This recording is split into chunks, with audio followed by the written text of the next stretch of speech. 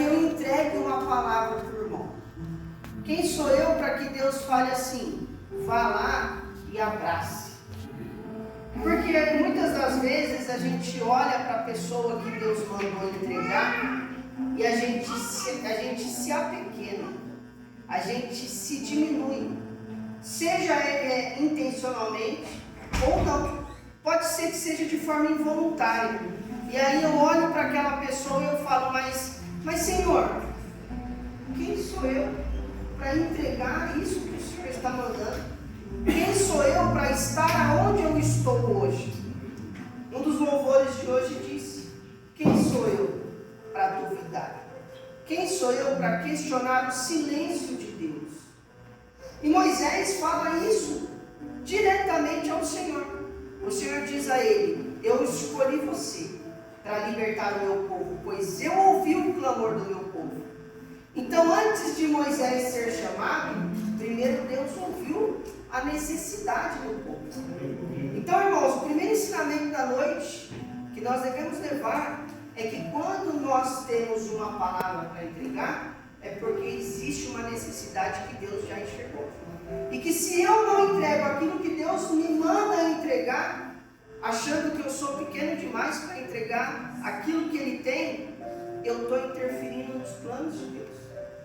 E aí sim, quem sou eu para interferir nos planos de Deus? Porque se Deus mandou falar, fala. Se Deus mandou abraçar, abraça. Se Deus me colocou nesse emprego, é porque existe um propósito.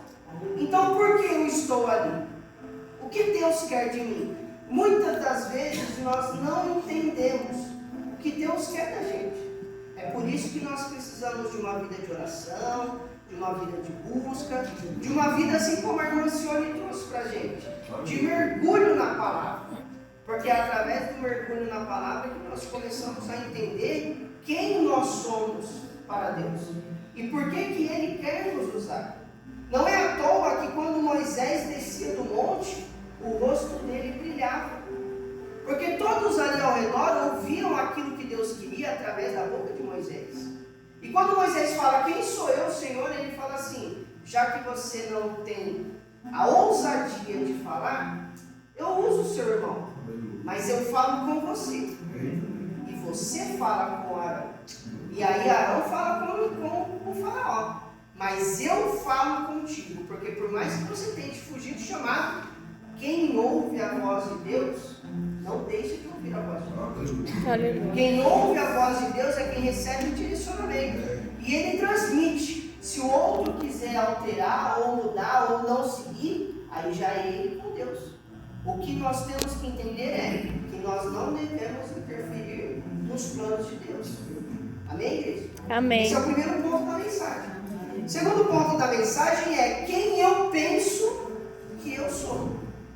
Porque primeiro Moisés diz, Senhor, quem sou eu para que eu livre o povo da mão do faraó? O segundo ponto da mensagem que nós conversamos e que Deus trouxe ao meu coração é quem eu penso que eu sou. Porque às vezes nós pensamos que nós somos grandes perante os outros. Às vezes a gente olha para o irmão e fala, nossa, como esse irmão tem soberba no coração, porque ele acha que porque ele canta, ele é melhor do que o que não canta. Porque ele prega, ele acha que ele é melhor do que o que não prega. Porque Deus fala e manda ele entregar a palavra, ele se sente melhor do que aquele que não entrega a palavra. Quem ele pensa que é? E aí o Senhor disse para mim, quem você pensa que é? Porque às vezes o grande acha que não precisa do pequeno. Ah, porque Deus fala diretamente comigo, então eu não preciso que você me entregue a palavra do Senhor. Porque eu me acho suficiente, eu me acho muito próximo do Pai, e o Pai fala comigo, então eu não preciso receber a palavra. Eu não preciso receber a revelação, eu não preciso receber aquilo que sai do altar. Porque eu penso que eu sou. E aí o Senhor trouxe para mim o texto de 1 Samuel 16. Quando chegaram, Samuel olhou para Eliabe e pensou, com certeza este é o homem que o Senhor ungirá. Samuel foi incumbido por Deus. Ele ouviu o Senhor falar, vá até a casa de Jessé, pois eu escolhi um novo rei.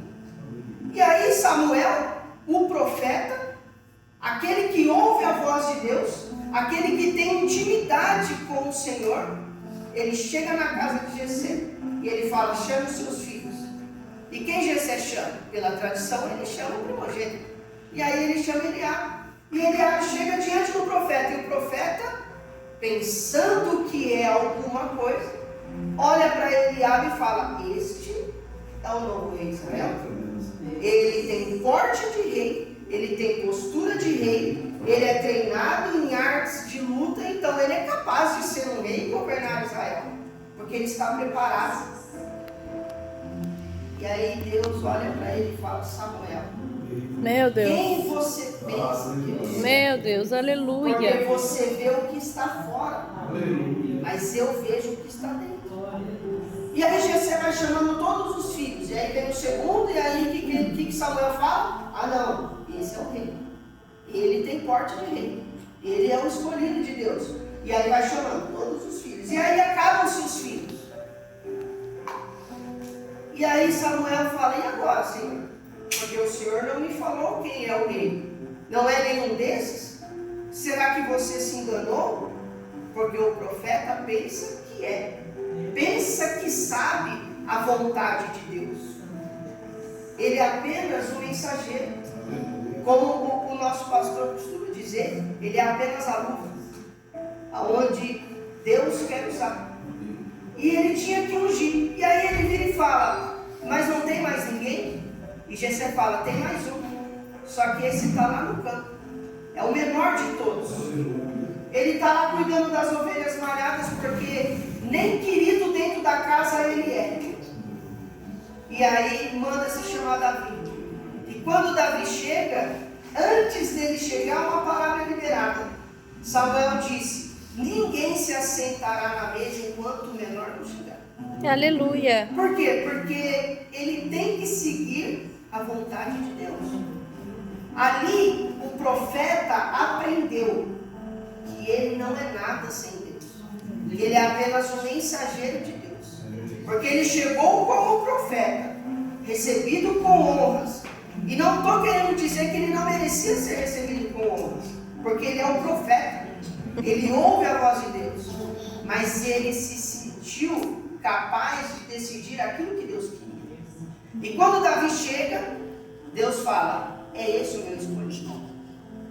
E aí eu imagino na cabeça do Criador o profeta olhando para Davi, o menor, aquele que não tinha estrutura, aquele que não aparentava ser rei, aquele que não era treinado nas artes da luta, chegando ali sujo, porque estava no campo cuidando das ovelhas, fazendo a vontade do Pai. E quando ele chega, Deus fala para o profeta: é esse o meu rei. Pode descer o óleo na cabeça dele. E ali naquele momento, quem é grande aprende que o pequeno também o ensina. Naquele momento, Davi ensinou ao profeta, aquele que é grande, que ele deve escutar a Deus, não fazer aquilo que ele pensa que é correto. Porque quanto mais você se aproxima de Deus, quanto mais intimidade com Deus você tem, mais você vai se acomodando a ouvir a palavra de Deus. Quanto mais milagre você vê acontecer, mais você se acostuma com o ambiente do milagre. E aí você para de adorar e glorificar o nome de Deus quando há uma cura, quando há uma libertação. Por quê? Porque aquilo se tornou comum. Esse é o risco que acontece quando você se aproxima muito de Deus. Então, quanto mais você busca, mais Deus vai mostrar as maravilhas dele. Mas aí você corre o risco de se acostumar a ver as maravilhas de Deus. Esse é o segundo ponto da mensagem. Quem nós pensamos que somos? E o terceiro ponto é quem Deus nos faz ser. Porque primeiro, Moisés perguntou: quem sou eu para fazer o que Deus está pedindo? Para fazer essa obra maravilhosa que Deus quer. E aquele que já está caminhando com Deus e que está grande, ele fala: eu já sei o que fazer, porque eu penso que eu sou alguma coisa. Mas vem agora o maior ensinamento da mensagem de hoje, que é quem Deus nos faz ser. Aleluia. Mateus 9 diz assim: 9. Enquanto Jesus caminhava, viu um homem chamado Mateus, sentado onde se coletavam impostos. E ele disse: siga-me. E Mateus se levantou e o seguiu. E por que esse texto ele é forte e ele é importante para nós entendermos quem Deus quer que nós sejamos? Porque Mateus, ele era um coletor de impostos. Ele era um judeu que cobrava aos próprios judeus para aquele povo que dominou o povo judeu. Ou seja, eu estou sobre um jugo, eu estou sobre um cárcere, eu estou dominado por um povo mais forte que eu, e pessoas dentro do meu próprio povo, que também está debaixo desse jugo, ele cobra de mim dinheiro para sustentar esse povo que está me dominando. Sendo que nós deveríamos fazer o quê? Nos rebelar contra ele. Mas nós não temos força para isso. E aí esse povo que domina levanta pessoas de dentro do próprio povo. Ou seja, você vai ter privilégios dentro do seu próprio povo, enquanto o restante do povo sofre. Então ele não é uma pessoa querida. Ele não é uma pessoa que é aceita pelos demais. Mas é essa pessoa que Jesus escolhe.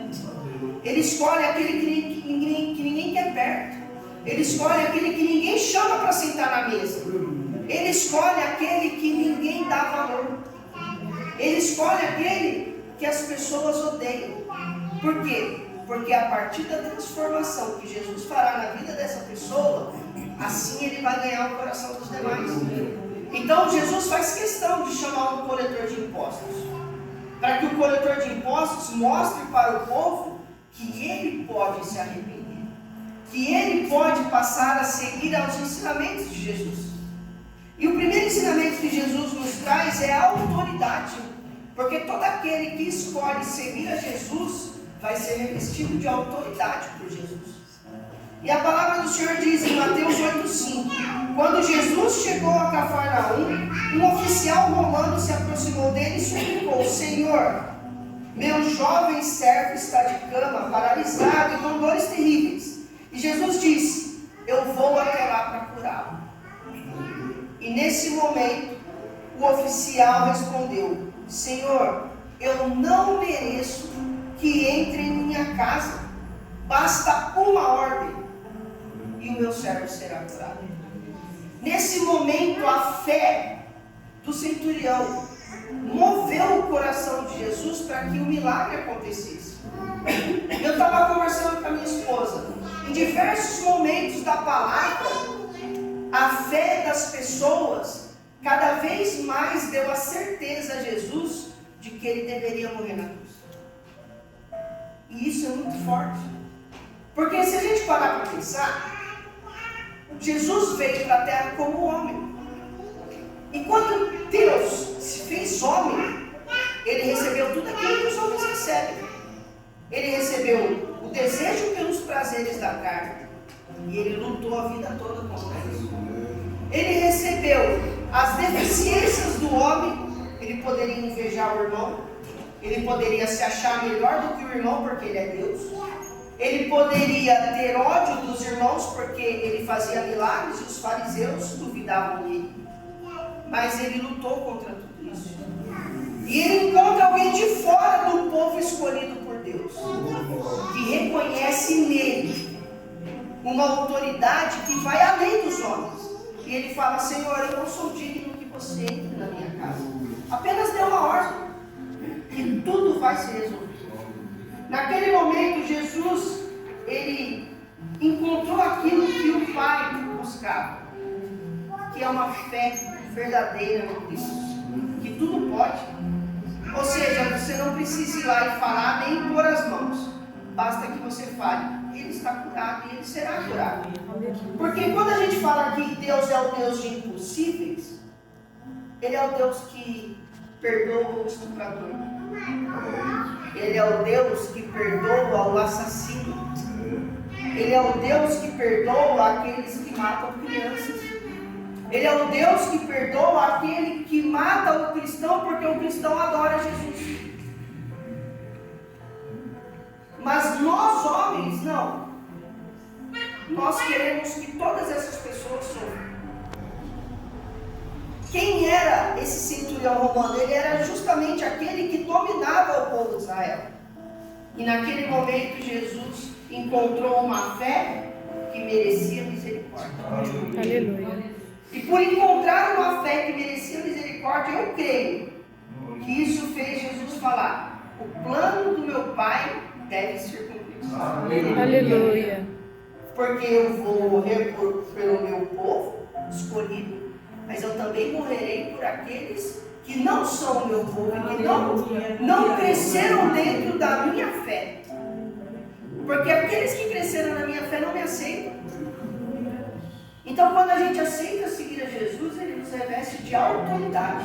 A autoridade do nome dEle. Aleluia. E é na autoridade do nome dEle que Ele diz: vocês farão maravilhas maiores do que as minhas. Aleluia. Basta que você tenha uma fé, como a fé do centurião, que falou: você não precisa nem ir lá, porque eu não sou merecedor, mas apenas deu uma ordem. O segundo ponto, né, desse encontro com Jesus é o poder sobre as doenças.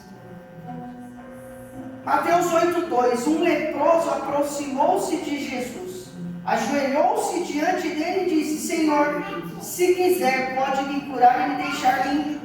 Jesus estendeu a mão e tocou nele. Eu quero. Respondeu: seja curado e fique limpo.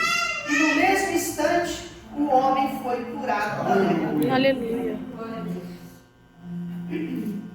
Eu tenho uma enfermidade.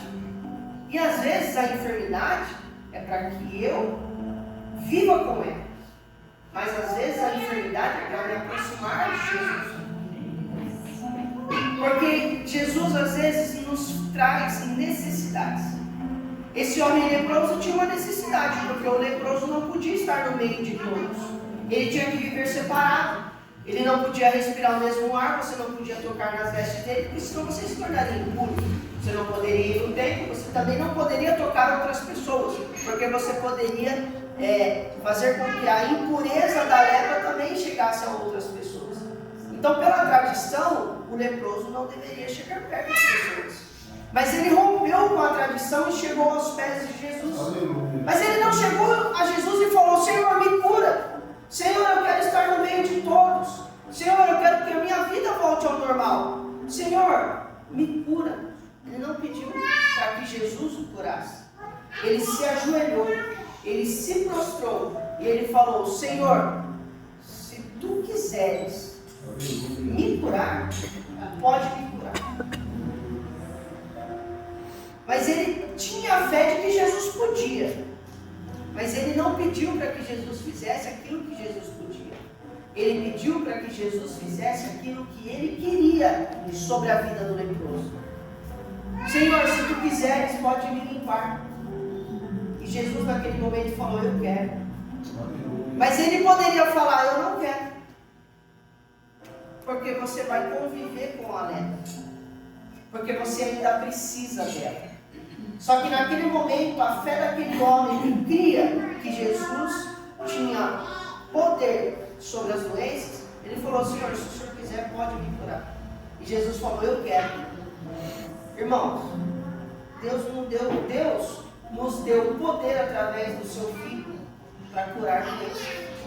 Para orar pelo irmão, pelo filho, pelo pai, pela mãe e falar: está repreendido toda doença, todo espírito de doença na sua vida. Que em nome de Jesus você seja liberto e curado. Aleluia. Que o Santo Anjo venha tocar agora, porque Ele nos revestiu de poder sobre as doenças. Aleluia. Porque nós fizemos uma escolha. Nós escolhemos seguir a Jesus. Porque quando Ele olhou para a gente, que nós não tínhamos nada a oferecer a Ele. E ainda hoje não temos nada a oferecer a Ele. Mas Ele nos olhou e falou: siga. E nós escolhemos, porque não fomos obrigados. O livre-arbítrio também estava sobre Jesus. Mas Ele escolheu fazer a vontade do Pai. Ele escolheu operar maravilhas e milagres para que o nome do Pai fosse glorificado. Para que a glória do Pai fosse reconhecida através dele. Para que o povo voltasse a entender que Deus era um Deus de impossível. Então ele escolheu fazer a vontade do Pai. E nós escolhemos fazer a vontade do Filho. E se o Filho está no Pai, automaticamente nós fazemos a vontade do Pai. Então, ele nos reveste de autoridade e ele nos reveste sobre o poder de cura. E o segundo ponto, o terceiro ponto, é o poder sobre a natureza. Mateus 8:26. Por que vocês estão com medo? Perguntou ele. Como é pequena a sua fé? Então levantou-se, repreendeu o vento e o mar, e houve uma grande calmaria. E essa passagem é tão extraordinária que na semana passada eu comentei ela com uma professora da escola. Essa professora está passando por um momento de separação no casamento. E eu estava na cozinha pegando café e ela veio também. E ela falou assim: eu não entendo porque eu estou passando por tudo isso. E na hora eu olhei para ela e falei: você está passando por um vento. Você conhece a Bíblia? Você lê a Bíblia? Ela falou: eu tenho, mas eu não leio. Eu falei: então essa oportunidade que eu orei para o Senhor hoje, eu falei: Senhor, usa eu naquele lugar, para eu ter sentido de ir para aquele lugar. E aí veio essa oportunidade. Eu falei assim: existe uma história onde os discípulos estão com Jesus no barco. Começa uma grande tempestade no mar. E eles correm para todo lado e eles ficam agoniados, eles ficam aterrorizados com aquela situação, porque eles temem morrer. Mas Jesus está no barco. E eles acordam Jesus. E quando eles acordam Jesus, Jesus fala: homens de pequena fé. Porque ele é apenas um vento.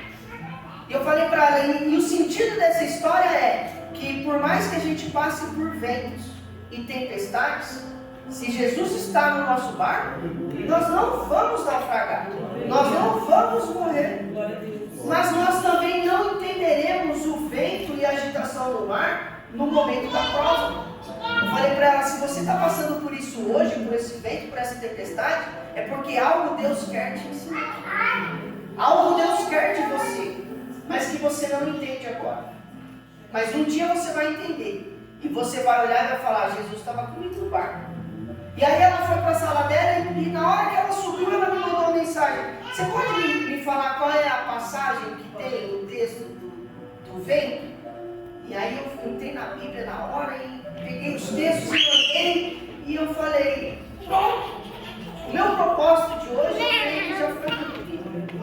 Porque não é à toa que as conversas surgem. Quando você está no ambiente, você não está no ambiente à toa. E cada dia eu tenho uma convicção maior disso. Aonde nós estamos e o que está acontecendo com a gente é espiritual. Sabe, o pastor fala que a pastora acredita que 99% das coisas podem ser espiritual, mas que para ele é 100%. E eu estou chegando nessa convicção de que 100% das coisas que nós passamos é espiritual. Então, o poder sobre a natureza é dado a nós por Jesus.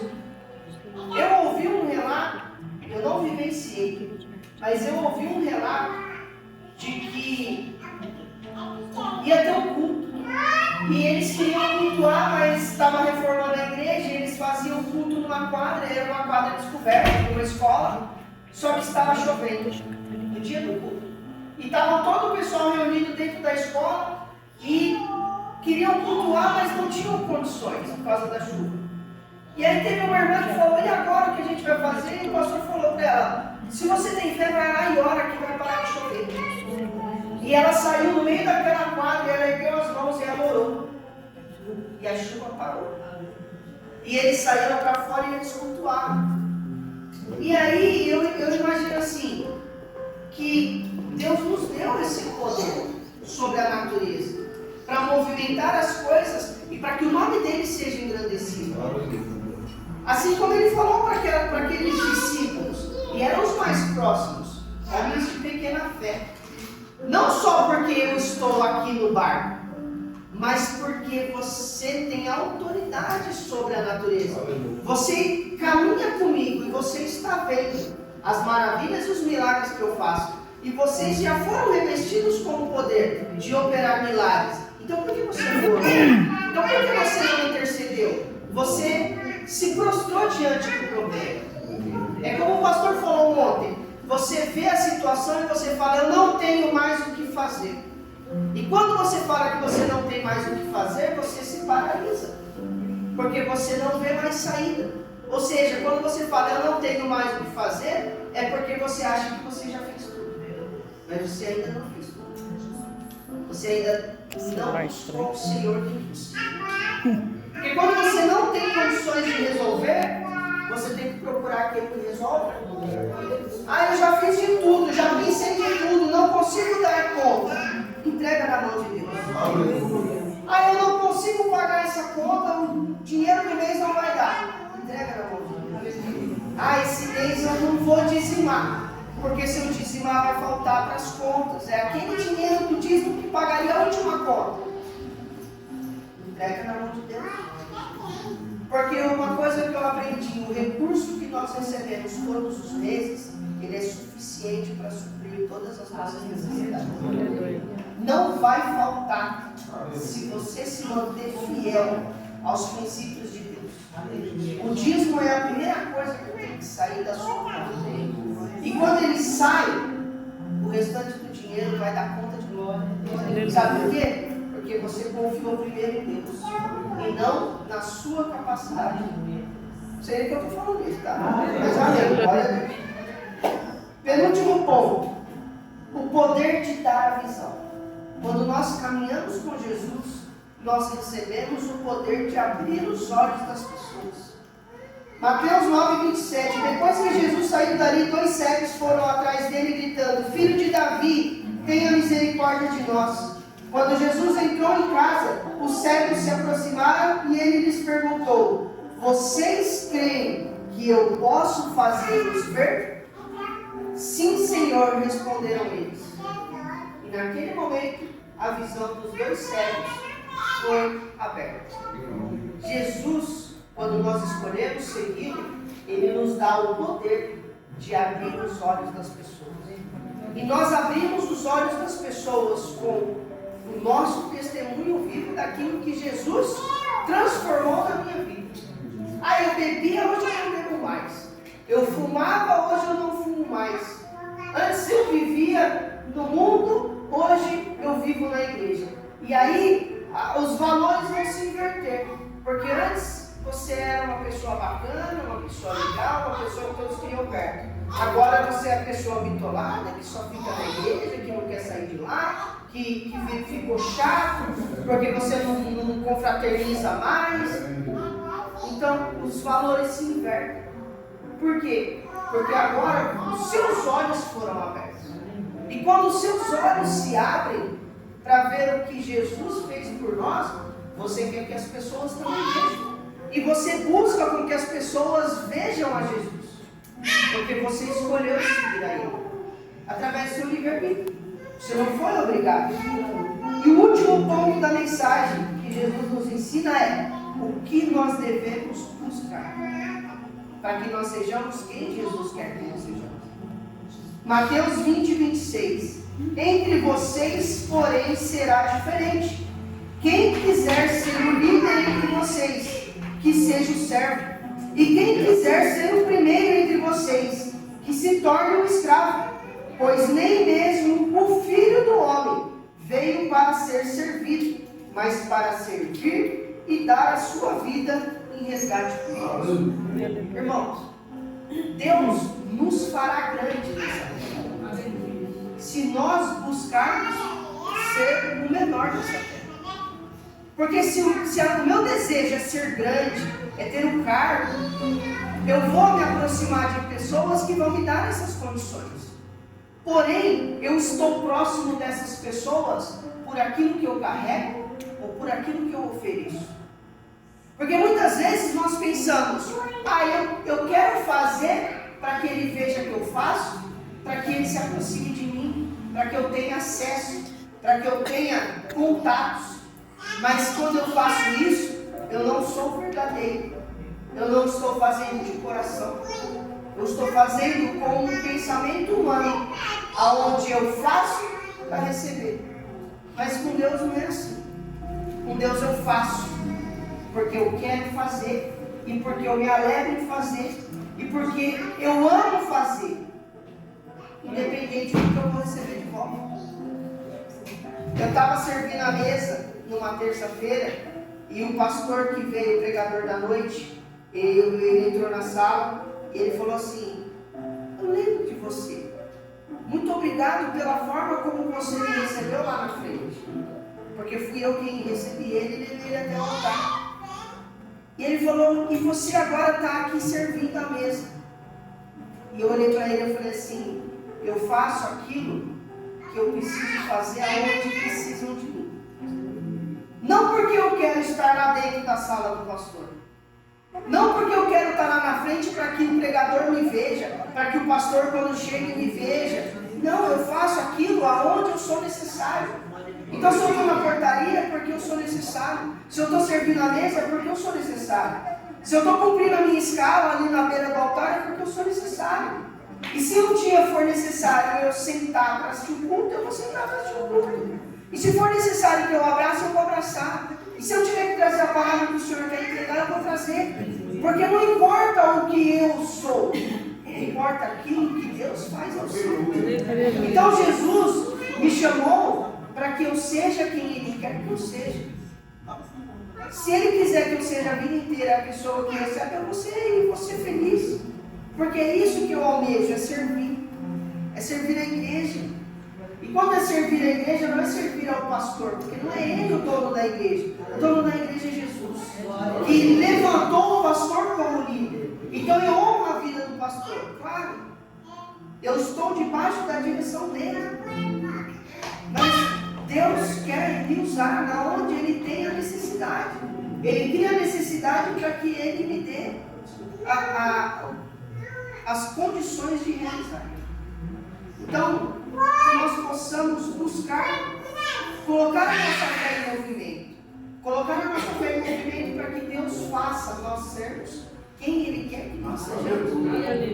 Para que eu não pense que eu sou alguma coisa. Para que eu não fique questionando quem eu sou, me diminuindo perante aquilo que Deus quer. Mas que eu entenda que eu tenho um chamado. E que o meu chamado é servir ao Senhor. Sendo o menor, sendo aquele que faz por amor e não com interesse. Aleluia? Glória a Deus, né? E é isso, irmãos. O Espírito Santo ministrou no meu coração para trazer para vocês essa noite. Que nós possamos servir, porque nós escolhemos estar ao lado de Jesus. Amém? E é isso, eu agradeço a minha língua.